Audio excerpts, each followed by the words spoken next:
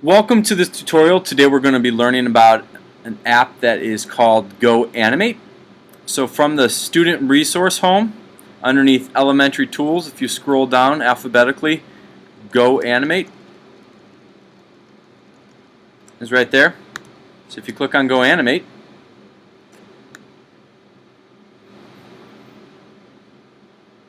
it will take you to their home page. Up at the top is a button that says Log In. All you have to do is press Log In. Now, this is where a lot of students make a mistake. This is where they start entering their email address. We do not want to enter our email address. Down below is our Google login. And if you click on Google login, the first time that little box popped up, you're going to have to press, like, I think it says allow permission to access Google, your Google accounts. And once you press allow, it will take you inside of the account. So as you can see, these were previous animated videos that I had made, and that's the share export button, so that's where you're going to be able to grab your embed code when you're done. But for now, what you need to do is in the upper left hand corner, press make a video. Now these are free accounts, so where it says make a video from scratch, these are the business friendly videos. So if you can see business exclusive, and then this $59 a year, we don't have access to these. What we do have access to are the ones that don't have anything on the top. So for these two, business exclusive, we don't.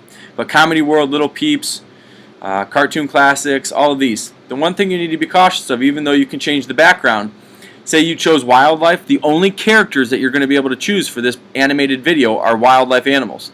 Same thing with Space Peeps. If you choose this particular template, the only characters you're going to be able to have are Space Peeps. You can change backgrounds, so just be cautious of that. So I'm going to select Comedy World and press make a video.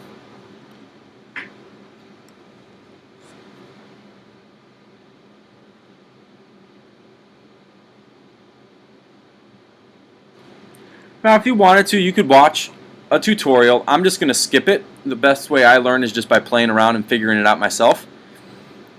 So here's the first scene. It's the bedroom. Well, maybe I don't want the first scene to be in the bedroom. If you see, I just clicked on that scene, and then I can go up to where it says delete and press delete. Now maybe I wanted him to start off in the living room. All I do is click on the picture and voila, there it is. Now up here in the upper left, you can see if I hover over, it allows me to see what each one of these do. I could select a character. All I want to do, click on it once, there he is. If I click on this character now, you see I have some options. I could have this character dancing. I could even have this character, if I scroll down a little bit, sitting. Now, just remember, just because we have the option for this character to dance doesn't mean it makes sense for the character to dance. If I was covering a topic and maybe having a debate about why we should not cut down rainforest trees, it would not be appropriate for this character to be dancing.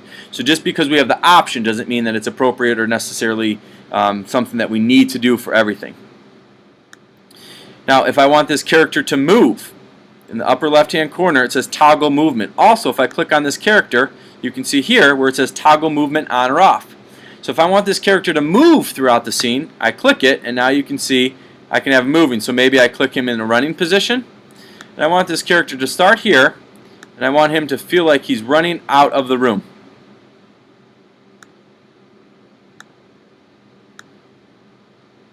Now if I want to add voice, I could either record my own voice. I really like the text-to-speech option.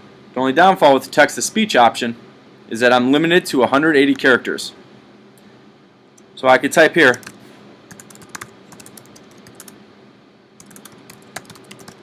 hey, what's going on outside? And I could even change the character's voice. I want to press generate voice. Hey, what's going on outside? If I want to use this, I need to press add voice. So now when I go to press preview, I'll get to see what my video looks like so far. Hey, what's going on outside? Pretty cool. I can go back to edit. There's lots of different things that I can do with this character. I could even slow down how fast he or she is going. So you can see right now it's 1 second long. So maybe I want to make it 2 seconds long. And my character will run a little bit slower this time. Hey, what's going on outside? Alright, So now, if I wanted to add props, I wanted to make sure I talked about this. There are some props in here that are awesome, that we could absolutely use. There are some props in here that are not appropriate. Remember, this isn't just an educational tool. So for example, this picture of a gun should not appear in any of our Go Animates. A birthday cake, if it was appropriate, if it correlated to your topic. Microphones, but there, as you scroll down, you can see there are some things in here that are not appropriate for school. So this is something that we do not want you to be putting into your Go Animate, otherwise you will not be able to have access and use a sweet tool like this. So please make sure you are using good decisions when you are adding props. You can even add in music in the background. So if I wanted to listen to it, I could click, drag, and I'd put it in the music column. So if I wanted to add another scene, I could click the plus button, and you see it just duplicated that. So I could clear this scene and then go up to backgrounds, and maybe now the next scene, he was running out of the living room, and maybe he was, I said he was going outside, but you could see if there's something outside like this.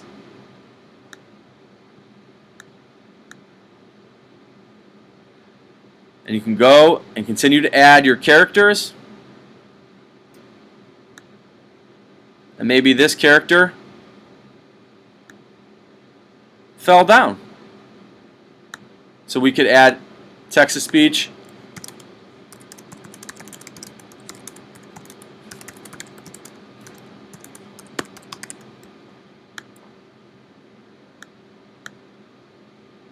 I fell and I could not get back up, Dad.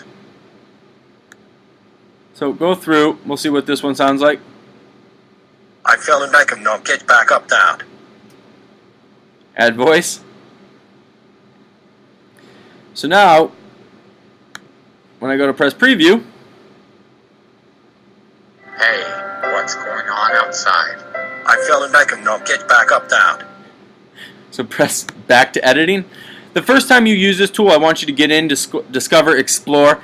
Once you get comfortable using this tool, this is when we're going to start using it for assignments. So even if you wanted to do a book report, or I had a student last year explain Newton's 3 laws of motion and had the characters doing the experiment. I've also had students use this tool to debate. Maybe they were debating on whether or not we should have longer recess or which president was better. So this tool, although it's really cool and you can use it for play purposes, this is also a really powerful tool that we could use here at school to help make our lessons and our activities a little bit more engaging. Well, I hope you like it. As always, if you have questions, feel free to ask each other.